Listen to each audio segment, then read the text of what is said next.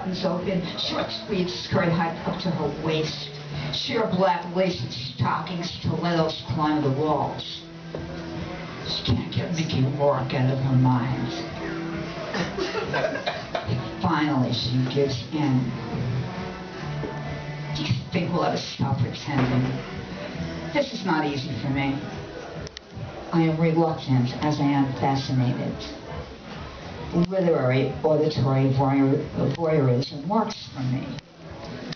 I've never been good at relationships or gadgets or balanced meals or tying shoes, and I only fall in love on federal holidays. I am distractible as I am immovable. This is not easy for me. Do you think we'll ever stop pretending?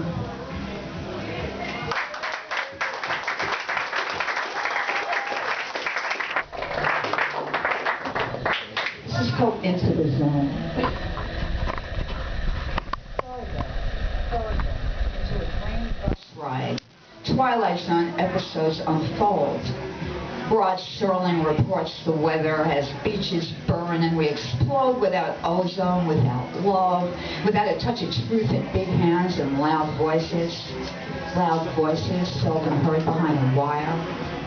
And we read, and we read, and we read to each other as rich kids and brokers sprawl on Williamsburg streets, eating Thai food and drinking beer you can't buy with food stamps anymore.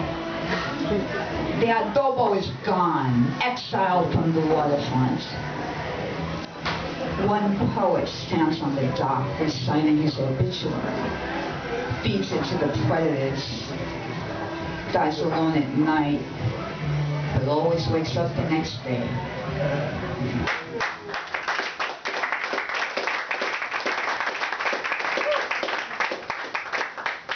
Now, this one I picked out especially. It goes back to a time. It goes back to a time. It goes back to post-Woodstock. It goes back to after the mud and the blood and the beer and Jimmy playing the national anthem at dawn and my future husband in his motherfucker's vest standing with his arm around this woman coming down from the blue acid, thinking he'd found it. Thinking he'd found it and he'd live another day. And the revolution, well, it won't happen so fast. It could take 5 years. 5 years passed. And we were just there. We were just there, believing in nothing. No reason to be there, no reason to be, no reason to be anywhere. We were just there. We had nowhere else to go. Nobody knew where we were. Homelessness was a rooftop, not a diagnosis. My friend Belinda got raped 3 times in one day. She said it was the 3rd time that really bothered her, which meant the first 2 weren't so bad, just what we'd come to expect. Before punks and mohawks and crusties, we were just there. We were just there without keys or food stamps. Rape was a part of street life and prostitution was a 4-syllable word. Cut a hole in a red blanket, call it a winter coat. 3 stores in buckskin, not about style, not about nothing. The New York Dolls played and it was good, but we were just there. Call it what you like. At some point, it was over. The leaders climbed mountains and were reels of ticker tape, and a few of us got to grow up, rub sunstreaks into broken skin. And a few of us froze to death. And a few of us, we were just still there, smiling into cameras with broken teeth and no eyes, feeling like aliens at weddings and holiday parties. My scars trickle silently along my arms in rounds and patterns. I remember every story but no longer tell. Don't look at me with your sad eyes. How can I ever explain? When I lie in bed at night, listening to rain or traffic noise, I am struck almost senseless by the coolness of the sheets, the safety of my concrete walls.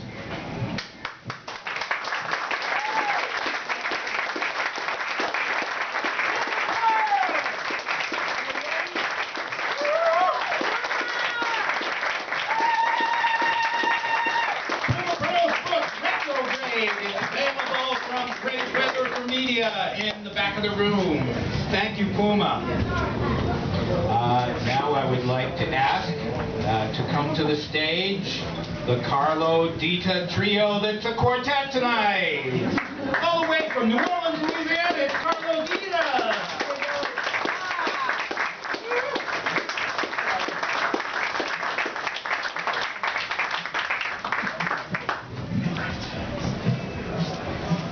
And all the way from Detroit, New Orleans, Louisiana, and Amsterdam, it's founder of the Detroit Artist Workshop, the manager of the MC5, the White Pants Party, etc., etc., etc. Kick up the jams, motherfucker! Here comes John Sinclair!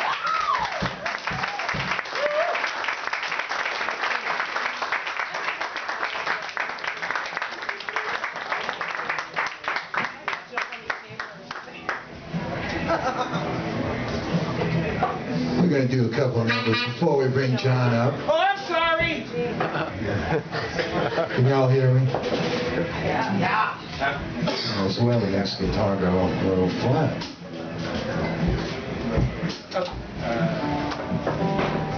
But we're getting there. This is the first song I ever learned before I kicked out the jams a couple of years later. This was the first real garage band song. I just really realized how to play it lately. I was always playing it wrong. A real New Orleans tune.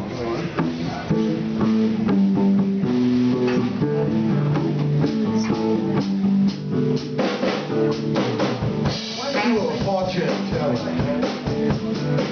Have my fortune read. I didn't know what to tell her. Had a busy feeling in my head. Then she took a look at my palm.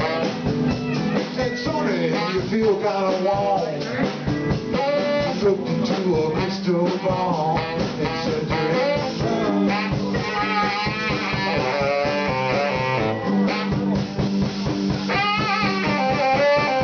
how could that be so?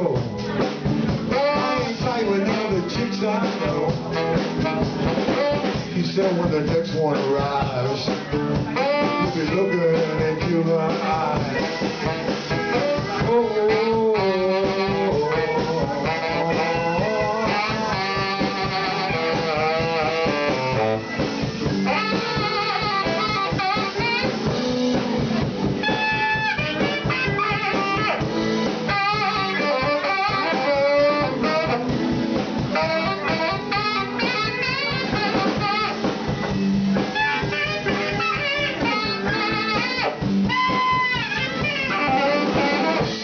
back home from that woman, as mad as I could be. I said I ain't be nobody. Why she made a fool of me? And then something struck me. If it came up above her, looking at the fortune teller, I fell in love.